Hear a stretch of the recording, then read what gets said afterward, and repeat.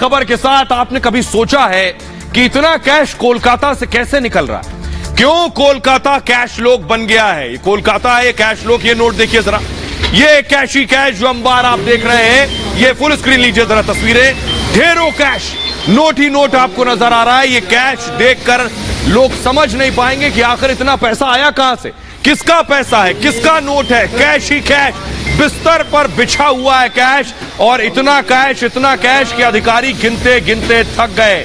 कहां से आ रहा है कैश, किसके हैं ये नोट, कैसे जोड़े जाते हैं ये नोट, कैसे जमा होती है ये काली कमाई, कहां से आ रहा है ये ब्लैक मनी? सवाल ये है आखिर किसके लूट का माल है ये? कोलकाता से मिला पैसा है। अगली तस्वीर दिखाइए जरा, ये आप देख रहे हैं एक और कैश। 4 दिन पहले ये कैश बरामद हुआ था, ये कैश भी कोलकाता से बरामद हुआ था। ये कैश किसका है, कहां से निकल रहे हैं ये नोट, कहां है ये कुबेर? अगली तस्वीर दिखाइए जरा, और ये आप नोट देख रहे हैं। 1 महीने पहले ये कैश बरामद हुआ कोलकाता से। ये गुलाबी नोट 2-2 हजार रुपए के आप देख रहे हैं, 500 के हरे नोट आपको दिखाई दे रहे हैं। ये किसका पैसा है आखिर? ये कोलकाता से ही नोट कैसे निकल रहे हैं? आम आदमी पूरी जिंदगी लगा देता है, इतना पैसा नहीं कमा पाता। तो आखिर ये कौन लोग हैं जो कोलकाता को कैश लोग बना चुके हैं? बताऊंगा, जरा रिपोर्ट देखिए पहले।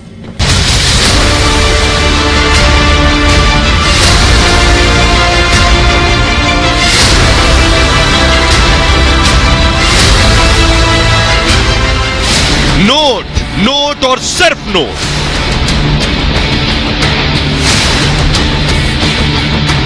जहां देखो वहां नोट, जहां तक नजर जाए वहां तक नोट। ये हरे नोट, गुलाबी नोट, घर में नोट, बिस्तर पर नोट, सोफे पर नोट, बेड के नीचे भी नोट, और जमीन पर नोट ही नोट। क्या देश का सारा नोट और कैश कोलकाता पहुंच गया है? हर दूसरे दिन किसी छापे में कोलकाता से कैश बरामद हो रहा है। भला कैसे जमा होता है गुलाबी नोटों का एक काला पैसा? इतना कैश कि गिनने वाले थक गए, इतना पैसा कि मशीन गिनते गिनते गर्म हो गई, इतने नोट कि गिनने वालों की तबीयत तक बिगड़ गई, नोट गिनते गिनते अस्पताल तक पहुंच गए। आखिर क्या है कोलकाता के कैश लोक की कहानी?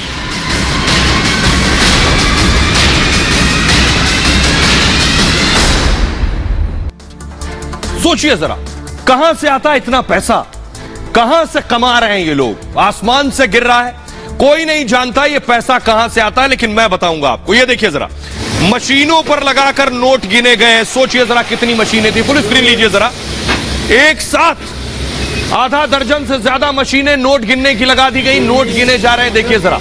और इतना नोट था कि ये मशीनें भी गर्म हो गई, यानी अधिकारी तो गिन नहीं पा रहे थे, मशीनें गर्म हो गई, नोट गिनते गिनते हालत ये हो गई। सोचिए इतना नोट एक टाइम में एक बैंक में भी नहीं होता है, उतना नोट था।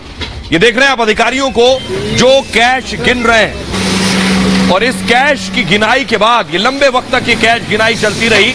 और देखिए 500-500 के नोटों की गड्डी एक साथ लगाई जाती है, उन्हें एक साथ गिना जाता है। 2-2 हजार के नोटों की गड्डी एक साथ लगाई जाती है, नोटों की काउंटिंग करते हैं ये, और उसके बाद उन्हें रबर बैंड लगाकर गड्डियों में तब्दील कर देते हैं। और उसके बाद क्या करते हैं, अगली तस्वीर देखिए जरा। ये देख रहे हैं आप, इस तरह के टीन के बॉक्स में भरते हैं नोटों को, और उसके बाद देखिए ले जाया जाता है बाकायदा पूरी सुरक्षा के बीच। सीआरपीएफ के जवान आप देख रहे हैं, और उसके बाद अलग अलग एजेंसीज के जो कर्मचारी हैं वो इन बॉक्सेस में इन नोटों को भर कर ले जाते हैं। तो ये जो नोट है कोलकाता से निकले हैं, काली कमाई ये कैसे बनाई गई कोलकाता में, आइए आपको ये बताता हूं कि आखिर ये नोट कैसे कमाए गए। देखिए जरा कहां से देश भर में ठगी का जाल देखिए जरा। कोलकाता, हैदराबाद, चेन्नई, बेंगलुरु, ये वो शहर हैं जहां से इस तरह की कमाई की गई। आइए अब आपको बताता हूं ये पैसा बनाया कैसे गया। ये जो आप हरे और गुलाबी नोट देख रहे हैं, ये कहां से आए, ये देखिए जरा। ये आप देख रहे हैं घर से कुछ नोट का अंबार ऐसे मिला है। ये चारों तरफ नोट ही नोट भरे थे, जमीन पर नोट, सोफे पर नोट, अलमारी में नोट, इतना नोट था। तो आइए अब आपको बताता हूं ये नोट कमाए कैसे गए। कोलकाता के गार्डनर रिच में कारोबारी के घर पर एनफोर्समेंट डायरेक्टरेट ने रेड की। रेड में कुल 17 करोड़ 32 लाख रुपए ये कैश मिला। 17 करोड़ 32 लाख। आपको बताऊं, कारोबारी आमिर खान ने करोड़ों का फ्रॉड किया। कैसे? आपके पास मोबाइल है, मोबाइल में बहुत से लोग गेम खेलते हैं, कुछ खास किस्म के गेम होते हैं जिससे कमाई भी होती है पैसों की। मोबाइल गेमिंग ऐप के जरिए इस पूरे फ्रॉड को किया गया। यह कैश मिला है घर से। मोबाइल गेमिंग ऐप का नाम है ई नगेट्स। इस तरह के बहुत से एप्लीकेशंस हैं मोबाइल में जो आप प्ले स्टोर से डाउनलोड करते हैं। यानी मोबाइल पर गेम खेलने के नाम पर लूट हुई है। ये कैसे हुई? शुरुआत में गेम पर बहुत आकर्षक इनाम दिए जाते हैं। गेम खेलिए, गेम में जीतिए और उसके बाद पैसा पाइए, लेकिन उसके लिए 200 रुपए दीजिए और गेम खेलने के मेंबर बन जाइए। 200 साधारण अमाउंट है, इसलिए आदमी आसानी से 200 रुपए दे देता है। लेकिन आप जीतते हैं, उसके बाद जीतते हैं तो शौक और बढ़ता है, और शौक और बढ़ता है तो आप मेंबरशिप पे और ज्यादा पैसे लगाते हैं। यानी ज्यादा पैसा देंगे तो ज्यादा कमाई भी होगी। तो सिल्वर गोल्ड मेंबरशिप के लिए 5,000 से 10,000 रुपए देने होते हैं। उसके बाद प्लैटिनम सदस्यता के लिए 20,000 रुपए देने होते हैं और ज्यादा कमाना है तो। ब्लैक गोल्ड मेंबरशिप के लिए 30,000 रुपए देने होते थे। उसके बाद सर्वोच्च सदस्यता अगर आपको लेनी है, सबसे ज्यादा पैसे कमाने हैं, तो 50,000 रुपए तक देने पड़ सकते थे। अब देखिए जरा, एक क्लिक से किस्मत बदलने का दावा होता है कि एक क्लिक कीजिए और आपकी किस्मत बदल जाएगी। पहले यूजर्स को कमीशन के साथ पुरस्कार मिलता है। यानी आप गेम जीत गए तो कमीशन भी मिलेगा और पुरस्कार राशि भी मिलेगी। और गेम खेलने वालों को आपको ऑनलाइन ये पैसा भेज भी दिया जाएगा। आप खुश हो जाएंगे, मैं तो मोबाइल गेम के जरिए पैसा जीत रहा हूं। अब पैसा जीतना है तो और ज्यादा पैसा लगाएंगे, मेंबरशिप और उच्च दर्जे की ले लेंगे। जीती गई रकम आसानी से ऑनलाइन मोबाइल पर आ गई तो आपने बैंक में ट्रांसफर कर दी। शुरुआती फायदे के बाद लोगों का आत्मविश्वास और बढ़ गया। आत्मविश्वास और बढ़ा तो लोग अधिक कमीशन की उम्मीद में और ज्यादा निवेश बढ़ाने लगे। निवेश बढ़ते ही हुआ क्या? आरोपी का मकसद पूरा हो जाता है। आपने ज्यादा पैसा लगाया और वही तो ये चाहता था। निवेश की राशि अधिक होते ही आपके ऐप पर नोटिस आ जाएगा फौरन। ऐप से पैसे निकालने का विकल्प बंद कर दिया जाता था। यानी आपका पैसा गया और उसने विकल्प बंद कर दिया। प्रोफाइल विवरण और डेटा भी तुरंत ऐप से हटा दिए जाते थे। आपका पैसा डूब गया। जब लोगों को पता चलता था तब तक बहुत देर हो चुकी होती थी। यह था कमाई का जरिया। और ठगी के लिए कई फर्जी अकाउंट का इस्तेमाल करते थे ये लोग। ठगी के बाद फर्जी खातों को निष्क्रिय कर दिया जाता था। मुख्य आरोपी आमिर खान का अब तक पता नहीं है, फरार है। ईडी आरोपी आमिर खान की तलाश कर रही है। यह है स्थिति इस वक्त। लेकिन आइए अब आपको बताऊं, इस पर सियासत हो रही है कि सब कोलकाता में निकल रहा है कैश, बंगाल में निकल रहा है कैश, तो टीएमसी अलग सवाल कर रही है और बीजेपी पलटवार कर रही है। देखिए जरा, आपको दिखाने जा रहा हूं। ये टीएमसी के नेता हैं फिरहाद हकीम। फिरहाद हकीम ने लिखा, टीएमसी का कारोबारी से कोई लेना देना नहीं है, जो आमिर खान जिसको ईडी तलाश रही है। ईडी लोगों के बीच डर फैलाना चाहती है। फिरहाद साहब ये कह रहे हैं निवेशकों को पश्चिम बंगाल से दूर करना चाहती है। अब सोचिए, ईडी नोट निकाल रही है, नोट निकाल रही है तो कम से कम निवेशक सोचेंगे यहां काली कमाई नहीं होगी। ईडी गैर बीजेपी वाले राज्यों में सीमित है, यह कहना है फिरहाद हकीम का। नीरव मोदी और मेहुल चौकसी की ठगी का क्या? बीजेपी ने पलटवार किया। समीक भट्टाचार्य प्रवक्ता है बीजेपी के, उन्होंने कहा लोग मनी लॉन्ड्रिंग टीएमसी के गठजोड़ से बहुत वाकिफ हैं। छापे केवल बेईमान कारोबारियों के खिलाफ हो रहे हैं। ईडी व्यापारी समुदाय को टारगेट नहीं कर रही है। क्या आपके पास छिपाने के लिए कुछ है? इस तरह के बयान डर से आते हैं, उन्होंने बात कही है। लेकिन एक बड़ी खबर आज ये आई कि ममता बनर्जी के जो भतीजे अभिषेक बनर्जी, पिछले दिनों ईडी ने उनसे पूछताछ की थी। उनकी साली है ये, इनका नाम है मेनका गंभीर। इनसे भी पूछताछ ईडी को करनी है। नोटिस दिया है। ये आज एयरपोर्ट गई बैंकॉक जाने के लिए, ईडी ने रोक लिया। ममता बनर्जी के भतीजे अभिषेक बनर्जी की साली को रोक लिया। ईडी ने इनको पूछताछ के लिए बुलाया है, इसलिए इन्हें जाने नहीं दिया गया। लेकिन एक बहुत बुनियादी सवाल, अगली तस्वीर दिखाइए कि कोलकाता में कैश का कनेक्शन है क्या? इनको जानते हैं आप? ये राजू साहनी, पिछले दिनों इनके घर से कैश निकला। अगली तस्वीर दिखाइए, फुल स्क्रीन लीजिए।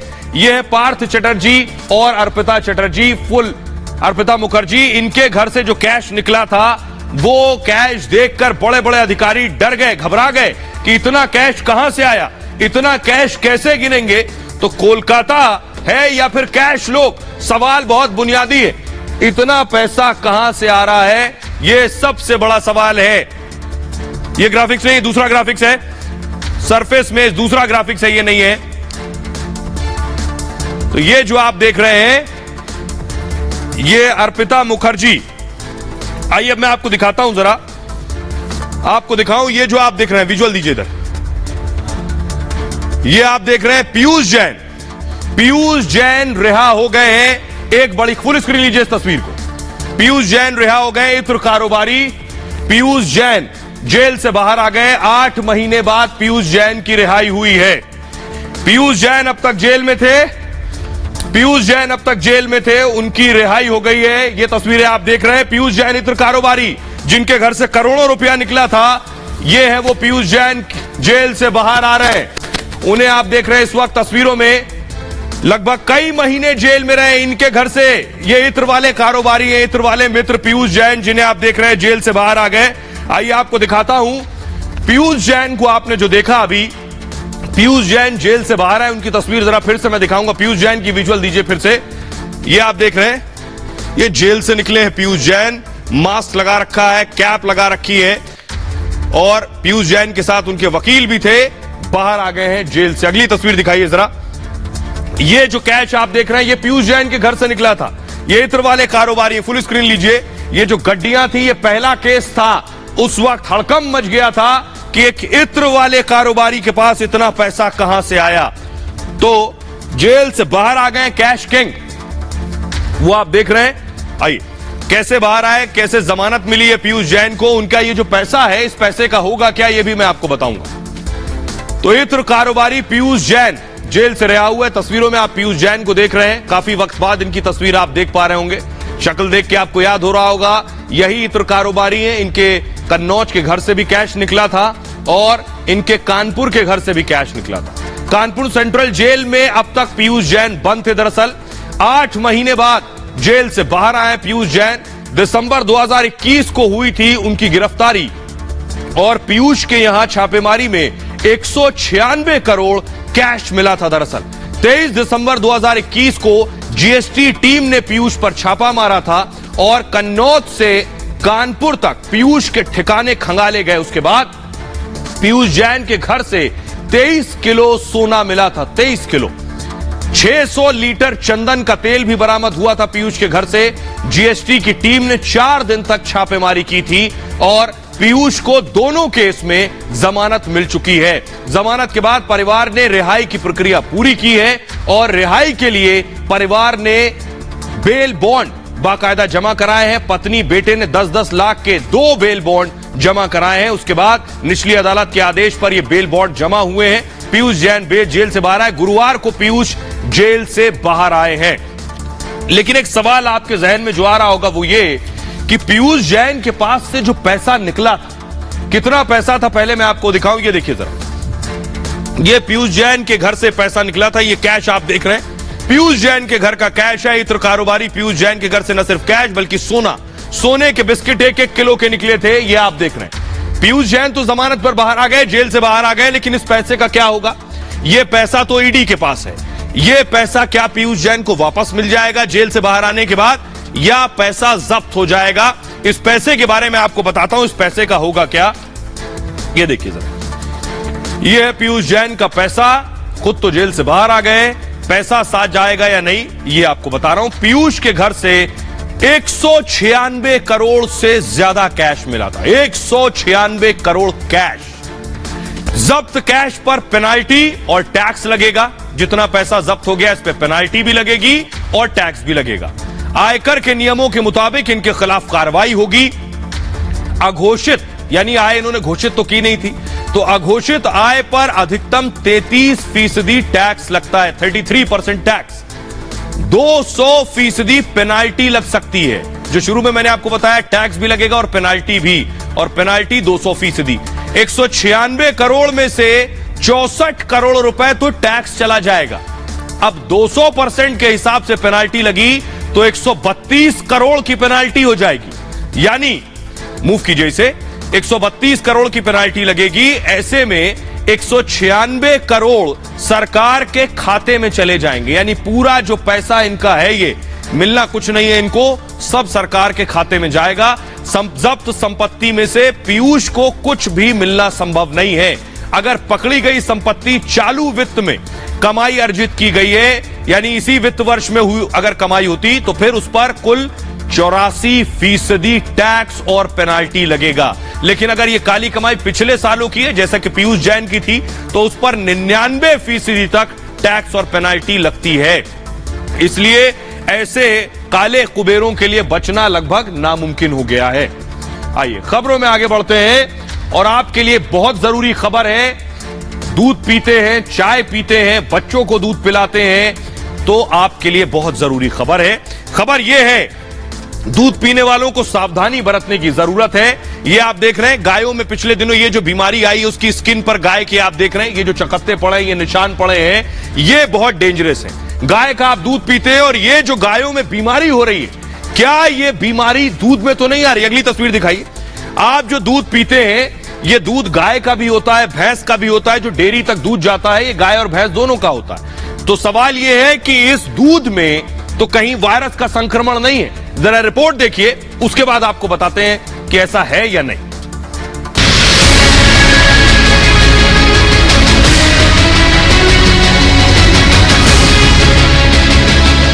अगर आप दूध के शौकीन हैं, आपका बच्चा भी दूध पीता है, तो आपके लिए बहुत जरूरी खबर है।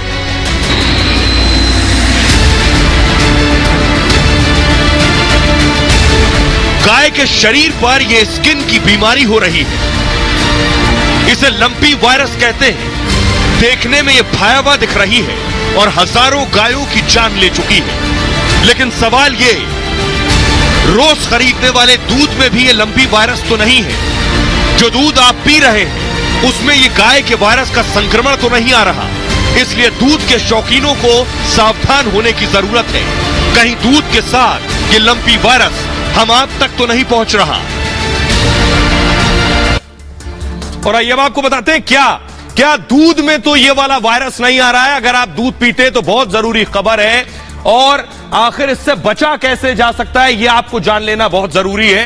तो देखिए, जल्दी से आपको दिखा रहा हूं, दूध के शौकीनों के लिए खबर है। ये देखिए, दूध की धारा बह रही है, लेकिन ये गाय पर जो वायरस है, जो स्किन डिजीज आप देख रहे हैं स्किन पर गाय की, लंपी वायरस गाय और भैंस में होने वाली बीमारी है।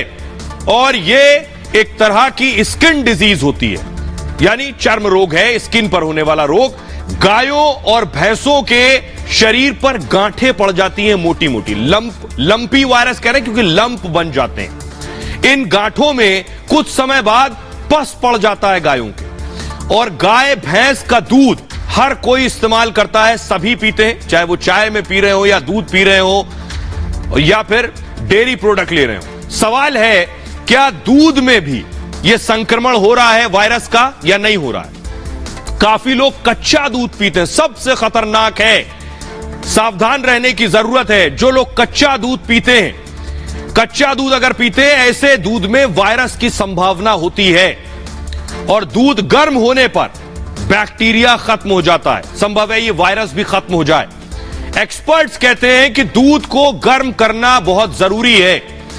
100 डिग्री सेंटीग्रेड पर दूध गर्म होना चाहिए। दूध में उबाल आए, एक बार नहीं 2 से 3 बार उबाल आए, करीब 15 मिनट हल्की आंच पर, उसके बाद उसको खौलने दीजिए। ऐसा करने से वायरस खत्म हो जाते हैं, ये जानकार और डॉक्टर कह रहे हैं। दूध निकालते समय खास ख्याल रखना बहुत जरूरी है। दूध निकालने से पहले भी हाथ साफ करें, यानी जो ग्वाला है जो दूध निकाल रहा है वो उसको पहले हाथ साफ करें, साबुन से धोए या सैनिटाइजर से साफ करें। गाय भैंस के थनों को अच्छे से साफ करें, जो गाय संक्रमित है। जो दूध निकाल रहा है उसे भी मास्क लगाना चाहिए, क्योंकि ये वायरल इंफेक्शन है। हाथों में ग्लव्स पहनकर, दस्ताने पहनकर ही उसे दूध निकालना चाहिए। और दूध निकालने के बाद हैंड सैनिटाइज करें या हाथ अपने धोए। सावधानी ही संक्रमण से बचाव का एक रास्ता हो सकता है। यह है एक तरीका। आइए हमारे साथ डॉक्टर स्वाति जुड़ रही हैं। यह बहुत बड़ी खबर है क्योंकि हम सभी दूध पीते हैं, इस्तेमाल करते हैं। डॉक्टर स्वाति महेश्वरी जुड़ रही है। डॉक्टर जरा जल्दी से बताइए, क्या यह वायरस दूध में आ सकता है या नहीं? दूध कैसे इस्तेमाल करें और कैसे बचें?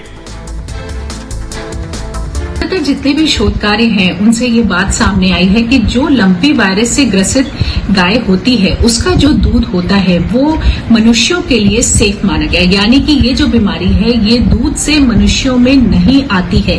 लेकिन फिर भी क्योंकि हम जानते हैं कि दूध से कई तरह के कीटाणु जो है वो मनुष्य में आ सकते हैं, कई ऐसे वायरस और बैक्टीरिया हैं जैसे ब्रूसेला है, कैम्पाइलोबैक्टर है, ई कोलाई है, साल्मोनेला है, और इनसे अक्सर हम कई बार देखते हैं कि लोगों को किसी को पेट में दर्द हो रहा है, उल्टियां हो रही हैं, ऐंठन हो रही है। तो इस तरह की परेशानियां यानी कि जो संक्रमण है वो दूध से मनुष्यों में आए हैं। इसलिए एहतियातन तौर पे अच्छा होगा अगर हम दूध को अच्छे से उबाल करके तभी उसका सेवन करें, या पेस्चराइज्ड मिल्क जो होता है उसका सेवन अगर हम करें तो हम कई सारे कीटाणुओं से बच जाते हैं, और उसी तरह से लंपी वायरस का जो कीटाणु है उससे भी हम बच सकते हैं। तो दूध गर्म करके खौला कर ही लें। लेकिन एक और बुनियादी सवाल है, वो ये जो आप देख रहे हैं, डराने वाली तस्वीरें हैं। हजारों गायों की जान चली गई है, लेकिन क्या ये वायरस, पूरी स्क्रीन लीजिए, क्या ये संक्रमण मनुष्य के स्किन में भी आ सकता है जो गायों को छू रहे हैं? क्या ये संक्रमण, देख रहे हैं आप, स्किन डिजीज है ये, हजारों गायों की जान ले चुकी है राजस्थान और अलग अलग राज्यों में। ये देखिए जरा, पूरे शरीर पर लम्स आपको नजर आ रहे होंगे। ये वायरस पूरी तरह से गौवंश को खत्म करने की स्थिति में है, जिस तरह से ये जानलेवा हो चुका है। लेकिन क्या ये स्किन डिजीज इंसानों में भी, अगली तस्वीर प्ले कीजिए बैक टू बैक, क्या ये इंसानों में भी आ सकती है ये बीमारी? ये बहुत बड़ी चीज है। ये देख रहे हैं आप, गाय की स्किन पर आप देखिए, जो आप गांठ देख रहे हैं यही है लंपी वायरस, और यही गायों की जान ले रहा है। आइए आपको बताता हूं, क्या ये इंसानों की स्किन पर भी आ सकती है इस तरह की बीमारी? क्या डॉक्टर्स क्या कह रहे हैं ये आपको बताएंगे, लेकिन पहले जरा ये देखिए। जानवरों से इंसान में फैलने वाले रोग जूनोटिक होते हैं, इनको जूनोटिक कहते हैं। लंपी वायरस एक जूनोटिक बीमारी नहीं होती है। पहली अच्छी चीज यह है, अभी तक इंसानों में फैलने का कोई मामला नहीं आया है, और लंपी वायरस के मामले सिर्फ गाय और भैंस में ही देखे गए हैं। दूसरे पशुओं में भी लंपी के मामले सामने अब तक नहीं आए हैं।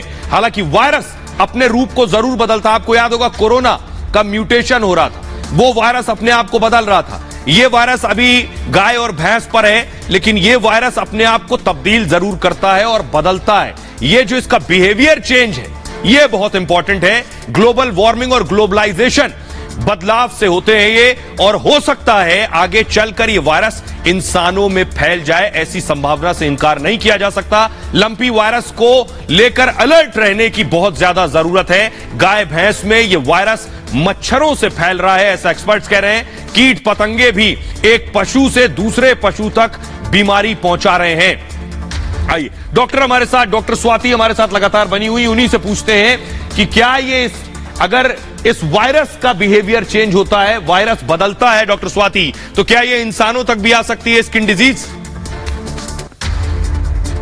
एक मामला भी मनुष्यों में दर्ज नहीं हुआ है, यानी कि मनुष्य में ये बीमारी अभी तक नहीं देखी गई है। लेकिन फिर भी खास तौर से ऐसे लोग जो कि इनकी देखरेख करते हैं जानवरों की, उनको खास तौर से ध्यान रखने की जरूरत है, क्योंकि जो हम देखते भी हैं कि एक गाय से दूसरे गाय में जो इसका संक्रमण फैलता है उसका तरीका या तो गाय की जो आंखों से या नाक से द्रव निकल रहा है, या जो उसके मुंह से थूक निकलता है उसके द्वारा, या जो शरीर पर उसके छोटे छोटे जो मुहासे हो जाते हैं उनसे जो द्रव निकलता है, इनसे ज्यादातर दूसरी गायों को ये संक्रमण फैलता है। ऐसे में जो लोग इनका रखरखाव कर रहे हैं उनके लिए बहुत जरूरी है कि वो अपने हाथों को लगातार धोते रहें। जब भी इनका काम करके हटे तो कहीं भी अपने हाथ, नाक या मुंह पर ये हाथ नहीं लगाएं। उससे पहले इन हाथों को अच्छे से साबुन और पानी से धोएं।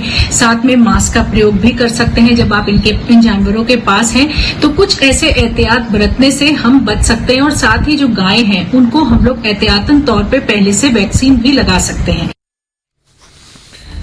और आइए, तो अपना बहुत ख्याल रखिए, बहुत जरूरी है ये सावधानियां जो डॉक्टर स्वाति ने आपको बताई हैं। खबरों में आगे बढ़ते हैं। आज की एक और बड़ी खबर है, आम आदमी पार्टी का एक और घोटाला। आजकल दिल्ली में हर चौथे दिन और तीसरे हफ्ते एक और घोटाला निकल आता है। सबसे पहले ये आप देख रहे हैं अरविंद केजरीवाल, उनके ठीक बगल में नीली कमीज में जो आपको दिखाई दे रहे हैं ये है कैलाश गहलोत। अरविंद केजरीवाल के बगल में चल रहे हैं कैलाश गहलोत, उनके परिवहन मंत्री। इन पर लगा है इस बार आरोप घोटाले का। तो केजरीवाल और उनकी सरकार पर यह पहला घोटाले का आरोप नहीं है, मंत्री पर पहला आरोप नहीं। अगली तस्वीर दिखाइए। इससे पहले उनके डिप्टी मनीष सिसोदिया पर शराब घोटाले का आरोप लगा। अगली तस्वीर दिखाइए।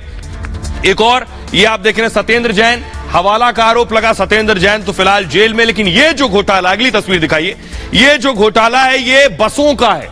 आरोप लगा कि केजरीवाल के मंत्री ने जो बस खरीदी है इस पर घोटाला हुआ, और थोड़ा बहुत नहीं, 4000 करोड़ का बस घोटाला, यानी शराब घोटाला, स्कूल घोटाला और हवाला और बस, न जाने कितने घोटाले बीजेपी जो रोज एक खुलासा कर रही है। ये बस आप देख रहे हैं, ये है वो बस, इसी रंग की एक नीली बस होती है, उससे जुड़ा यह आरोप है। डीटीसी बस खरीद में घोटाले का आरोप लगा है कि ये जो बस खरीदी गई है इसमें घोटाला है। बस खरीद टेंडर के दौरान, अब देखिए घोटाला क्या है, टेंडर के दौरान घोटाले का आरोप है। 1000 बस खरीद से जुड़ा है यह पूरा मामला। दिल्ली सरकार को 1000 बसें खरीदनी थी। डीटीसी की लो फ्लोर, यानी इसका जो फ्लोर होता है काफी नीचे होता है, लोग आराम से चढ़ सके इसलिए इसे लो फ्लोर कहते हैं। डीटीसी की लो फ्लोर बस के लिए टेंडर निकला था, 1000 बस। आरोप है कि भ्रष्टाचार के लिए सरकार ने मनमानी की। आरोप यह है कि परिवहन मंत्री, जिनको ये तस्वीर मैंने आपको दिखाई, परिवहन मंत्री को, जो अंदर केजरीवाल के साथ बस में बैठे भी हैं, देखिए, परिवहन मंत्री को टेंडर कमेटी का चेयरमैन बना दिया गया, यानी मंत्री भी थे और टेंडर कमेटी के चेयरमैन भी, जबकि ऐसी किसी कमेटी का चेयरमैन मंत्री नहीं होता है। बस यही सारा मामला है। कमेटी का चेयरमैन बनने के बाद मंत्री ने मनमानी की, आरोप यह है, और मंत्री कैलाश गहलोत ने टेंडर की शर्तों में बदलाव कर दिए। टाटा मोटर्स को टेंडर से बाहर करने के लिए यह बदलाव किए गए, यह इल्जाम है, और जेबीएम को मनमाने तरीके से टेंडर अलॉट कर दिए गए, जबकि जेबीएम की बस की कीमत टाटा मोटर्स से कम थी। इसलिए आरोप लग रहा है कि यह बदलाव किए गए कि टाटा मोटर्स बाहर हो जाए और जेबीएम को टेंडर मिल जाए। इसके अलावा मेंटेनेंस टेंडर में भी मनमानी की गई, आरोप यह है, और जेबीएम कंपनी को ही मेंटेनेंस का ठेका भी दिया गया। इसके बाद बीजेपी ने टेंडर में भ्रष्टाचार के आरोप लगाए हैं, और जिसके बाद टेंडर में भ्रष्टाचार के लिए जांच कमेटी बाकायदा बनी है। मुख्य सचिव ने मामले की सीबीआई जांच की सिफारिश कर दी है कि इसकी जांच अब सीबीआई करे। चीफ सेक्रेटरी की रिपोर्ट पर एलजी यानी उपराज्यपाल ने सीबीआई जांच की सिफारिश कर दी है। अब तक यह तीसरा चौथा घोटाला है जिसकी जांच सीबीआई कर रही है। अब जरा सुनिए संजय सिंह क्या कह रहे हैं और गौरव भाटिया क्या कह रहे हैं। जिस चीज का टेंडर नहीं हुआ, जिसमें बसों की खरीद हुई ही नहीं, उसकी जांच करा रहे। तो ये सब सारी टैक्टिस, सारा प्रयास ध्यान भटकाने का है। मुख्यमंत्री पे जांच करा ली, उप मुख्यमंत्री पे जांच करा ली, स्वास्थ्य मंत्री पे जांच करा ली, अब ये ट्रांसपोर्ट मिनिस्टर पे जांच, और सारे आरोप बेबुनियाद और झूठे। इन्होंने कहा कि देखिए जब बस आई नहीं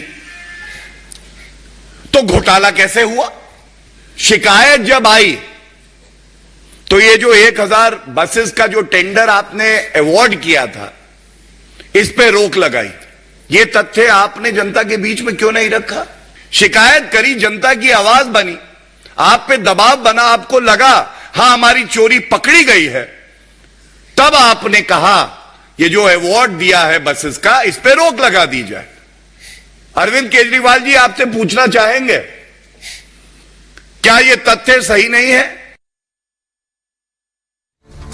और आइए अब आपको बताते हैं अब एक और नए घोटाले पर बीजेपी और आम आदमी पार्टी आमने सामने।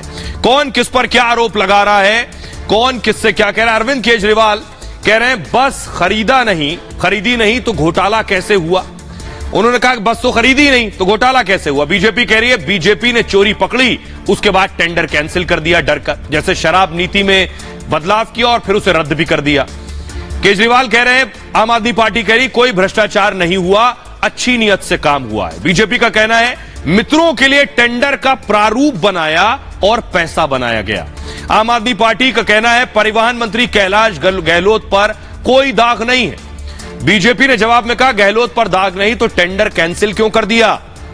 आम आदमी पार्टी ने कहा मेरी सरकार ईमानदार है, साजिश हो रही है। बीजेपी ने कहा आम आदमी पार्टी की सरकार भ्रष्ट है, लूट खसोट में लगी हुई है। दरअसल आम आदमी पार्टी का कहना है हमारी सरकार ने भ्रष्टाचार पर अंकुश लगाया है। बीजेपी का कहना है आपके घोटाले एक एक कर सामने आ रहे हैं। आम आदमी पार्टी ने कहा आपकी सरकार लोकप्रिय है तो साजिश हो रही है उसके खिलाफ। बीजेपी ने कहा कि पहले कट्टर ईमानदार बोलते थे, अब नहीं बोलते हैं। आपने कहा एलजी चुनी हुई सरकार को परेशान कर रहे हैं। बीजेपी का कहना है दिल्ली ने भ्रष्टाचार के लिए आपको नहीं चुना था। दरअसल आपका कहना है एलजी अपने घोटाले की जांच क्यों नहीं कराते हैं, तो एलजी ने सीबीआई जांच की सिफारिश की तो बौखला गए, यह बीजेपी का कहना है। आइए अब आपको सुनवाते हैं, सुनिए जरा आतिशी क्या कह रही हैं और आदेश गुप्ता क्या कह रहे हैं। ये बेचारे बीजेपी वाले 7 साल से कोशिश कर रहे हैं कि आम आदमी पार्टी के खिलाफ कोई तो सबूत मिले, 1 पैसे का भ्रष्टाचार तो मिले। 4 क्या, मैं तो आपको 100 केस गिना दूंगी। 150 से ज्यादा केस भारतीय जनता पार्टी की एजेंसियां आम आदमी पार्टी के मंत्रियों पे, विधायकों पे कर चुकी हैं, लेकिन 7 साल में 1 पैसे का भ्रष्टाचार वो कहीं पर साबित नहीं कर पाए हैं, क्योंकि कट्टर ईमानदार है अरविंद केजरीवाल की सरकार। तो ये जांच भी कर ले। अपनी चहेती कंपनी को फेवर करने के लिए टेंडर के नियमों का, प्रिक्योरमेंट के नियमों का, सीवीसी की गाइडलाइंस को धज्जियां उड़ाकर अपनी। आइए अब आपको बताने जा रहा हूं कि आखिर कितने घोटाले, हर दूसरे हफ्ते एक नया घोटाला खुलकर सामने आ जाता है। तो सच क्या है, सवाल यह है और दिल्ली की आवाम यह जानना चाहती है। एक के बाद एक जो घोटालों की फहरिस्त है वो खत्म होने का नाम नहीं ले रही है। देखिए जरा, एक आध नहीं, लिस्ट है लंबी चौड़ी। सबसे पहले देखिए केजरीवाल और उनके मंत्री उनके बगल में खड़े, सिसोदिया है, उसके बगल में सत्येंद्र जैन है, उसके बगल में कैलाश गहलोत है। स्वास्थ्य मंत्री सत्येंद्र जैन पर घोटाले का आरोप है, हवाला घोटाला। सत्येंद्र जैन पर हवाला के जरिए पैसे लेने का आरोप है और ईडी ने जांच के बाद सत्येंद्र जैन को गिरफ्तार कर लिया, केजरीवाल के मंत्री। दूसरा घोटाला देखिए, शराब घोटाला जो सिसोदिया से जुड़ा। आबकारी नीति में बदलाव कर घोटाला हुआ, आरोप यह लगा। शुरुआती जांच में 144 करोड़ का घोटाले का आरोप लगा। सीबीआई जांच के बाद नई आबकारी नीति रद्द कर दी गई। बीजेपी यही अब सवाल कर रही है कि सवाल उठाने के बाद उसे रद्द क्यों कर देते हो? शराब नीति वापस ले ली, बस में टेंडर घोटाला तो वापस ले लिया, ऐसा क्यों? अगर गलत नहीं था तो वापस क्यों लिया? स्कूलों के टेंडर में घोटाला किया गया और मूव कीजिए से 2400 क्लासरूम की जगह 7180 दिखा दिए गए। टॉयलेट की गिनती भी क्लासरूम के तौर पर कर दी गई। केजरीवाल सरकार ने इससे सैकड़ों करोड़ रुपए बनाए, यह बीजेपी का आरोप है। बस खरीद में घोटाला जिसमें नए मंत्री कैलाश गहलोत का नाम आ रहा, 4000 करोड़ के घोटाले का इल्जाम है। इसमें मित्रों को टेंडर दिए गए और पैसा बनाया गया। भ्रष्टाचार के आरोप लगे तो टेंडर रद्द कर दिया गया। उसके बाद सवाल यही है कि आखिर ये रद्द क्यों किया गया? आप सुनिए जरा सियासी बवाल और घोटाले पर आर पार। दिल्ली का एलजी बीके सक्सेना एक महाभ्रष्ट व्यक्ति है। रोज सुबह उठ के नई जांच शुरू कर देता है, जिसका ना कोई सिर होता है ना कोई पैर होता है। अपने ऊपर लगे भ्रष्टाचार के गंभीर आरोपों से इतने बौखलाए हुए हैं एलजी महोदय कि वो बिना सिर पैर की जांच शुरू करा देते हैं। आज दिल्ली की जनता ये कह रही है, जिसके हर मंत्रालय में भ्रष्टाचार है, मुख्यमंत्री की कुर्सी पर बने रहने का कोई हक नहीं है। उनका एक ही काम करने का तरीका, उनके लिए सीवीसी गाइडलाइन नहीं है, उनके लिए है डीसीसी, डायरेक्ट कैश कलेक्शन। जांच का दौर है, एक जांच और बढ़ी है, लेकिन इनका दुरुपयोग नहीं होना चाहिए, ऐसा हम लोगों का मानना है। और 3.5 करोड़ रुपए एक बस की मेंटेनेंस, और वो भी पहले साल पहले दिन से जो 1 साल की वारंटी आ रही वो भी छोड़ दी। और अभी अरविंद केजरीवाल कहेंगे हम ईमानदार हैं। आप डरे डरे घूम रहे हो कि मेरी इंक्वायरी ना हो जाए। अरे एलजी साहब आओ ना, पब्लिक ऑफिस में खुला हो ना। केजरीवाल साहब तो खुद कहा करते थे कि जांच हर चीज की होनी चाहिए, करप्शन में कोई वीडियो फिल्म बनाओ हमें भेज दो, हम तुरंत एक्शन लेंगे। तो घोटाले पर घोटाले सामने आ रहे हैं। सवाल यह है कि हकीकत निकलकर सामने कब आएगी? अभी आरोप प्रत्यारोप का दौर जारी है, सीबीआई जांच करेगी। खबरों में आगे बढ़ते हैं। आज की एक और बड़ी खबर है, अगली बड़ी खबर है। पिछले दिनों कई दिनों से नोएडा से थप्पड़ कांड और थप्पड़बाज सामने आ रहे हैं। प्रोफेसर का थप्पड़ कांड सामने आ गया है। अगली तस्वीर दिखाइए, ये आप देख रहे हैं। महिला को देखिए जरा, आई और गार्ड को थप्पड़ से पीटने लगी। ये नोएडा की तस्वीरें आप दिखा रहे हैं। फुल स्क्रीन लीजिए जरा इसको और देखिए, गार्ड गेट पर खड़ा था।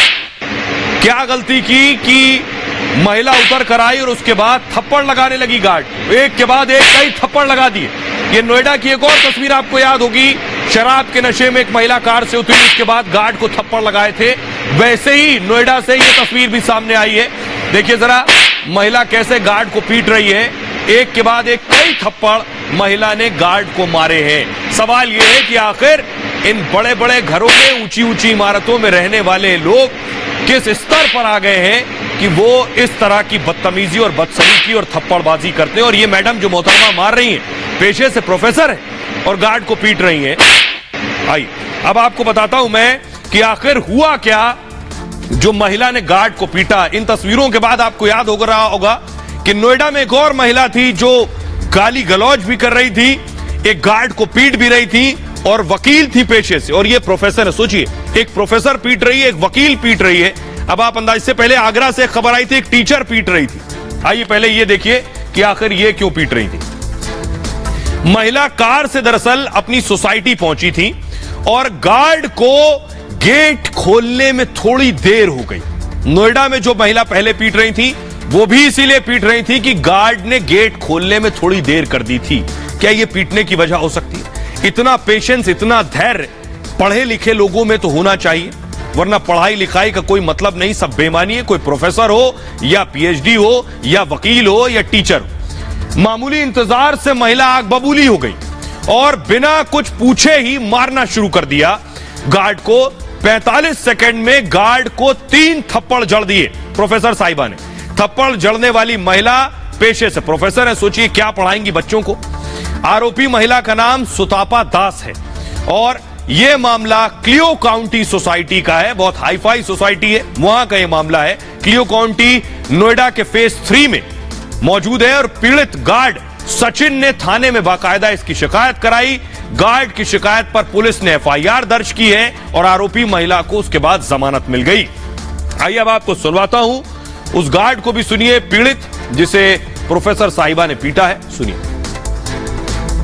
उन्होंने गाड़ी से उतर के तुरंत ही आते ही झपटे मारने, गाली गलौज भी की, ये भी बोला है कि काट के डाल दो। एफआईआर करी थी, 112 पुलिस 112 नंबर मिलाया था। यहीं पर रहते हैं क्लियो काउंटी में, सोसाइटी में, B2 2604 उनका फ्लैट नंबर। तो प्रोफेसर साहिबा को आपने पीटते हुए देख लिया। अब वकील साहिबा की एक पुरानी फोटो दिखाता हूं, ये देखिए, फुल स्क्रीन लीजिए जरा इनको। ये वकील साहिबा, आप ज्यादा दिन नहीं हुआ, आपको याद होगा, सुनिए जरा। 3 साल का पुराना केस है और तू बोलेगा, ये बोलेगा। मैम आपको हमने बोल रहे हैं, इसको बहुत चुप रहे, आओ चुप रहे आप, इसको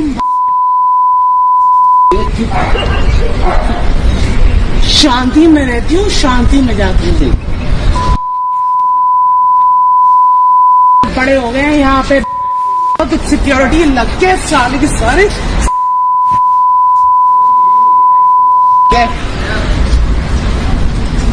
अपना अपना दिस doesn't work।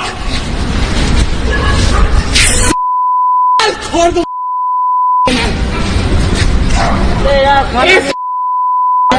भर्ती कर रहा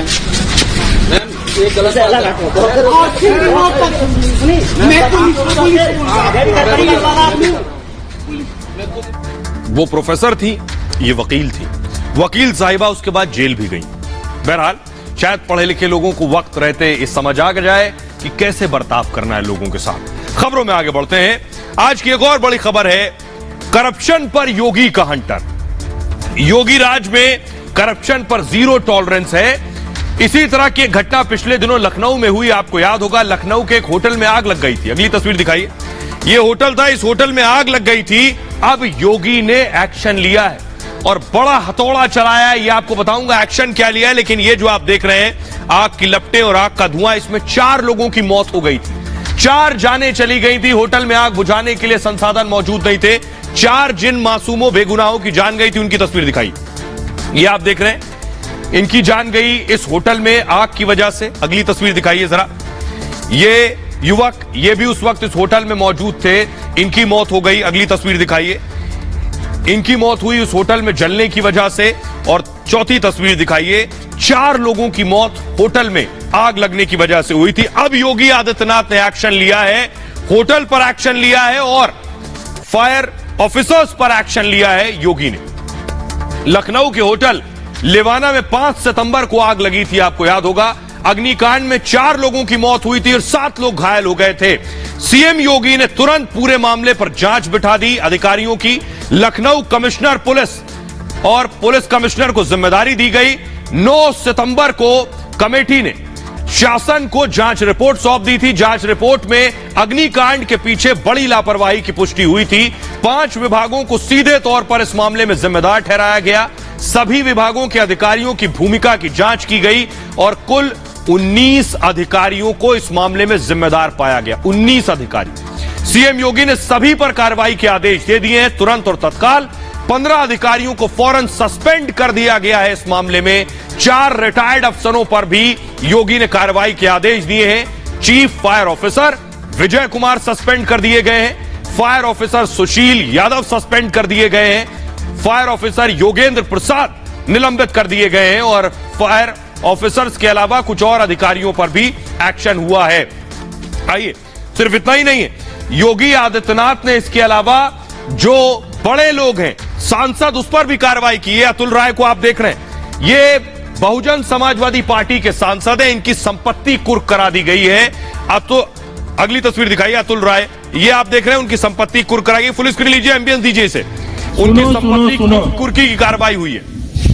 माननीय न्यायालय पुलिस आयुक्त कमिश्नरेट वाराणसी के आदेश वाद संख्या 209/2022 सरकार बनाम अतुल सिंह उर्फ अतुल राय, धारा 14(1) उत्तर प्रदेश गिरोहबंद एवं सामाजिक क्रियाकलाप निवारण अधिनियम के आदेश द्वारा अभियुक्त अतुल राय उर्फ अतुल सिंह पुत्र भरत राय निवासी वीरपुर थाना भावरकोल जिला गाजीपुर की अपराध से अर्जित की गई कुल 1.418 हेक्टेयर भूमि, जिसकी सरकारी मालियत 58,13,800 रुपए की है। सुनो। माननीय न्यायालय पुलिस आयुक्त कमिश्नरेट वाराणसी के आदेश वाद संख्या 209/2022 सरकार। और आइए अब आपको बताते हैं अतुल राय कौन है जिस पर योगी का ये हथौड़ा चला है। उनकी संपत्ति लाखों की कुर्क कर दी गई है। अतुल राय फिलहाल जेल में, देख रहे हैं आप, जेल के अंदर है। ये सांसद बीएसपी के सांसद हैं जो जेल की हवा खा रहे हैं। क्यों, ये आपको बताता हूं। बीएसपी सांसद की 58 लाख की संपत्ति योगी आदित्यनाथ ने कुर्क करवा दी है। मऊ की घोसी लोकसभा सीट से सांसद हैं अतुल राय। घोसी से, पूर्वांचल से। पैतृक गांव वीरपुर में 1.48 हेक्टेयर भूमि इनकी सीज हुई है। गैंगस्टर एक्ट के तहत इनके ऊपर कार्रवाई की गई है बाकायदा, और प्रशासन ने कुर्की को लेकर पूरे गांव में मुनादी करवाई है। जो ढोल और नगाड़े बजाए गए, ये मुनादी कहलाते हैं। अतुल राय अभी नैनी सेंट्रल जेल में बंद है इस वक्त। 2019 में बलिया की युवती ने इनके ऊपर रेप का आरोप लगाया था और अगस्त 2021 में युवती, उसके मित्र ने आत्मदाह भी कर लिया। सोचिए, इन पर रेप का आरोप लगाया, फिर आत्मदाह कर लिया उसने। सुप्रीम कोर्ट के गेट पर आत्मदाह कर लिया, खुद को आग लगा ली थी उस युवती ने। दोनों की इलाज के दौरान मौत हो गई। रेप के केस में कोर्ट ने अतुल राय को बरी कर दिया, निचली अदालत से बरी हो गए।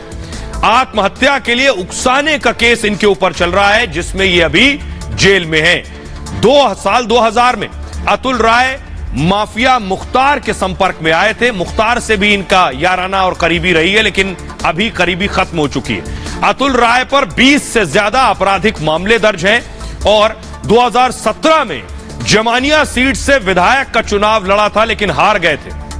2019 में अतुल राय घोसी लोकसभा सीट से सांसद चुने गए और उसके बाद घोसी सीट से मुख्तार के बेटे अब्बास का टिकट काट दिया गया था। बीएसपी ने अब्बास के बजाय अतुल राय को टिकट दिया था और इसी के बाद मुख्तार अंसारी अतुल राय के बीच दूरियां बढ़ गई। अब ये मुख्तार के निशाने पर हैं। अतुल राय कई बार मुख्तार से खुद की जान का खतरा बता चुके हैं कि उनकी लाइफ को थ्रेट है। सुरक्षा के लिए सीएम योगी को भी पत्र लिखा था अतुल राय ने कि उनकी जान को खतरा है। आइए अब आपको सुनवाता हूं, सुनिए जरा पुलिस कमिश्नर वाराणसी के सतीश गणेश क्या कह रहे हैं, उन्हें सुनिए। माफिया सांसद अतुल राय, इनकी जो संपत्तियां हैं उन संपत्तियों का जब्तीकरण की कार्रवाई गाजीपुर के राजस्व अधिकारियों की टीम, गाजीपुर के पुलिस अधिकारियों की टीम और वाराणसी कमिश्नरेट पुलिस की टीम के द्वारा संयुक्त रूप से ऑपरेशन चलाकर किया गया है। ये जब्तीकरण का जो आदेश है वो कमिश्नरेट वाराणसी पुलिस के द्वारा जारी किया गया था और इससे माफिया तत्वों में और विशेषकर ऐसे आपराधिक तत्व जो कानून का उपहास करते हैं उनमें एक स्ट्रांग मैसेज जाएगा। और आइए मैं आपको बताने जा रहा हूं, योगी ने इससे पहले भी भ्रष्टाचार पर इसी तरह से एक्शन लिया। अभी ज्यादा दिन नहीं हुए, आपको याद होगा ट्विन टावर पर बारूद चला। ये पहली बार नहीं है, सीएम योगी ने भ्रष्टाचार के खिलाफ चाबुक चलाया। उत्तर प्रदेश के अपराधी हो, माफियाओं की हजारों करोड़ की अवैध संपत्ति पर योगी का बुलडोजर चला है। यही योगी की हनक है, यही योगी का रुतबा है। न उन्हें भ्रष्टाचार बर्दाश्त है, न उन्हें माफिया राज, न अपराध बर्दाश्त है। योगी के एक्शन ने हर भ्रष्टाचारी को डरा दिया है। भ्रष्टाचार करने वाले जानते हैं कि सीएम योगी उनको छोड़ने वाले नहीं है। कोई नहीं जानता अगला नंबर किसका आएगा। कम से कम उत्तर प्रदेश में तो योगी ये कह चुके थे, अपराधी या तो अपराध छोड़ दे या फिर यूपी छोड़ दे। आपको याद होगा ट्विन टावर को जब सुप्रीम कोर्ट ने ध्वस्त करने का आदेश दिया था और उसी के बाद योगी ने पूरे मामले पर जांच बिठा दी थी, क्योंकि सुप्रीम कोर्ट ने कहा था इस अवैध और इस भ्रष्टाचार की इमारत को गिरा दिया जाए। इमारत गिरा दी गई, लेकिन सवाल यह उठ रहे थे कि इस इमारत को जब बनाया गया उस दौरान जो अधिकारी थे जिनकी देखरेख में और नाक के नीचे ये भ्रष्टाचार की इमारत खड़ी की गई, उन भ्रष्टाचारियों पर कार्रवाई कब होगी? तो इमारत तो गिरा दी गई। योगी का अगला एक्शन इन भ्रष्टाचार करने वाले अधिकारियों पर हुआ। जांच में सामने आया कि नियमों को ताक पर रखकर यह गगनचुंबी इमारत बनाई गई थी। नोएडा विकास प्राधिकरण के कर्मचारियों बिल्डर की मिलीभगत के बाद ट्विन टावर बनकर तैयार हुए थे। तो टावर के ध्वस्त होने के बाद सीएम योगी ने दोषी अधिकारी कर्मचारियों पर भी एक्शन के आदेश दिए और उन अधिकारियों पर भी एक्शन हुए। आपको बताऊं, ट्विन टावर को 28 अगस्त को गिरा दिया गया था। सरकार ने 26 अधिकारियों की बाकायदा लिस्ट निकाली जिन अधिकारियों के देखरेख में यह ट्विन टावर बना। लिस्ट में नोएडा के पूर्व सीईओ मोहिंदर सिंह का भी नाम, 4 वर्तमान 22 रिटायर्ड अधिकारियों पर एक्शन लिया गया। 4 वर्तमान अधिकारियों को सस्पेंड कर दिया गया। सभी रिटायर्ड अधिकारियों के खिलाफ एफआईआर दर्ज हुई।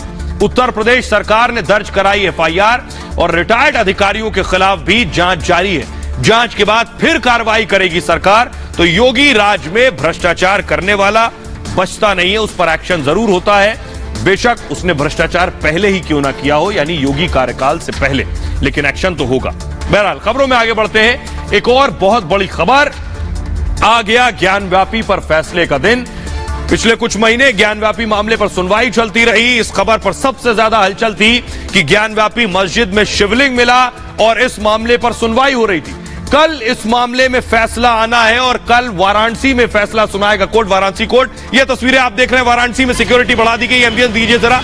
पुलिस गश्त कर रही है, पुलिस पेट्रोलिंग कर रही है। जो स्थिति है वाराणसी में वो संवेदनशील बनी हुई है, यानी इसलिए धारा 144 लागू कर दी गई है। पुलिस पेट्रोलिंग कर रही है, गश्त कर रही है। सड़कों पर आप देख रहे हैं भारी पुलिस बल वाराणसी की सड़कों पर, गलियों में, चौराहों पर इस वक्त मौजूद है। कल फैसले का दिन है। फैसला क्या आएगा ये आपको बताऊंगा। अगली तस्वीर आप देख रहे हैं, कमिश्नर को आप देख रहे हैं, जो जिनके पास देखिए बाकायदा मीटिंग ली, सारे ऑफिसर्स आपको नजर आ रहे हैं। ये उनका कंप्यूटर है, मॉनिटर, जिसपे वीडियो कॉन्फ्रेंसिंग के जरिए कमिश्नर ने इस वक्त नजर बनाए हुए हैं कि फिलहाल हालात क्या। आइए अब आपको बताऊं, कल फैसले का दिन है। फैसला क्या आना है ज्ञानव्यापी पर, किस मामले में, साथ ही साथ वाराणसी में हालात क्या है इस फैसले के मद्देनजर, ये आपको बताने जा रहा हूं। देखिए जरा, ज्ञानव्यापी को लेकर कल सबसे बड़ा दिन है। ये कल की सबसे बड़ी खबर भी रहने वाली है। कल ये फैसला होगा कि मामला जो ज्ञानव्यापी का है ये आगे सुना जाएगा या नहीं। कल ही सब कुछ, सारा मुकद्दर तय हो जाना है। मुकदमे की मेंटेनेबिलिटी पर फैसला सुनाया जाएगा। मेंटेनेबिलिटी मतलब फैसला, इस पर फैसला यानी ये पूरा मामला सुनने योग्य है या नहीं, इसकी योग्यता पर फैसला होगा कल।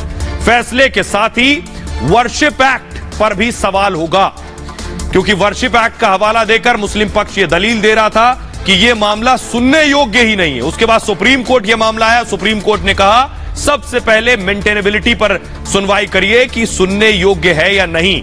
कल अगर कोर्ट ने कह दिया सुनने योग्य है तो यह मामला आगे चलेगा, कल अगर कोर्ट ने कह दिया सुनने योग्य नहीं है तो यह मामला यहीं खत्म हो जाएगा। मुस्लिम पक्ष की तरफ से वर्शिप एक्ट पर दलील दी गई और वर्शिप एक्ट 1947 से पहले अस्तित्व में आए पूजा स्थल बदले नहीं जाएंगे। यह है जिला जज डॉक्टर अजय कृष्ण की कोर्ट फैसला सुनाएगी इस मामले में। कल आने वाले फैसले पर काशी में पूरी तरह से हाई अलर्ट है। इस वक्त वाराणसी में चप्पे चप्पे पर निगरानी की जा रही है, साथ ही साथ integrated command and control room से भी नजर रखी जा रही है। सीसीटीवी कैमरों से पुलिस की चप्पे चप्पे पर नजर है। ज्ञानव्यापी की सुरक्षा भी पहले से ज्यादा बढ़ा दी गई है। वाराणसी कमिश्नरेट में धारा 144 लागू कर दिया गया है। पुलिस की नजर है। मुस्लिम पुलिस धर्मगुरुओं से भी लगातार संपर्क में है कि वो हालात सामान्य बनाए रखें। हिंदू पक्ष की तरफ से होने वाले कार्यक्रम रद्द कर दिए गए हैं। आदि महादेव काशी धर्मालय मुक्ति न्याय ने भी अपील की है। इस मामले में शहर में शांति बनाए रखने की अपील की गई है कि सभी लोग शांति बनाए रखें, जो भी फैसला है उसे खामोशी से सभी स्वीकारें। आइए अब आपको सुनवाता हूं, सुनिए जरा ज्ञानव्यापी मसले पर जो वकील हैं, जो पैरवी करते रहे और याचिका करता है, वो क्या कह रहे हैं, सुनिए। बहुत ऐतिहासिक दिन है।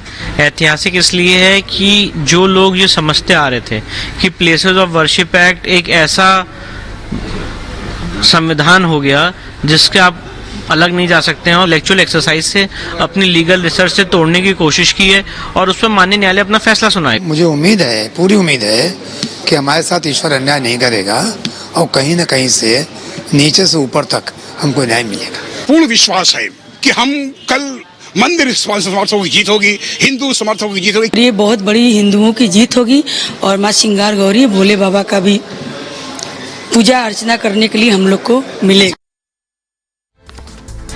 तो आपने सुना, ये याचिका करता है जो इस मामले को लड़ रहे हैं और पहली बार नहीं लड़ रहे हैं, कई सालों से इस मामले को लड़ रहे हैं कोर्ट में, और उसमें वकील भी हैं जो इस केस को लड़ रहे हैं। मुस्लिम पक्ष के एक वकील, उनकी पिछले दिनों निधन हो गया था। आइए अब आपको सुनवाते हैं पुलिस ने क्या कुछ तैयारी की है वाराणसी में, सुनिए जरा। वाराणसी कमिश्नरेट में कल न्यायालय के द्वारा एक महत्वपूर्ण मामले में निर्णय सुनाए जाने की संभावना के दृष्टिगत आज सभी वरिष्ठ अधिकारियों के साथ, जिसमें एसएचओस, एसीपीस, एडिशनल डीसीपीस और डीसीपीस सारे अधिकारी प्रतिभाग किए थे, उन्हें संवेदित किया गया है। धारा 144 सीआरपीसी के आदेश निर्गत कर दिए गए हैं।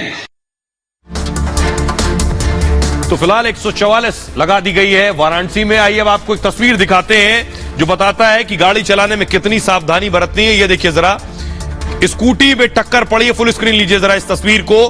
पुलिस की गाड़ी थी जिसने टक्कर मारी है स्कूटी सवार को, और स्कूटी सवार महिला दूर जाकर गिरी है। फुल स्क्रीन लीजिए इस तस्वीर को।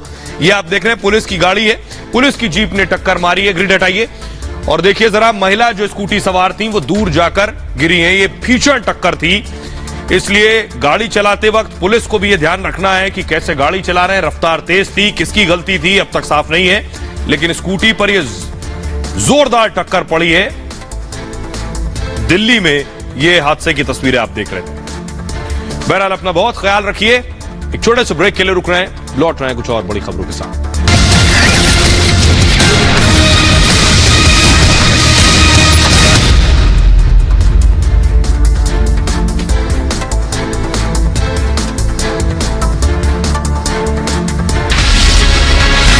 कांग्रेस अध्यक्ष का चुनाव, खत्म होगा तनाव। महाराष्ट्र में घमासान, शिंदे उद्धव गुट में संग्राम।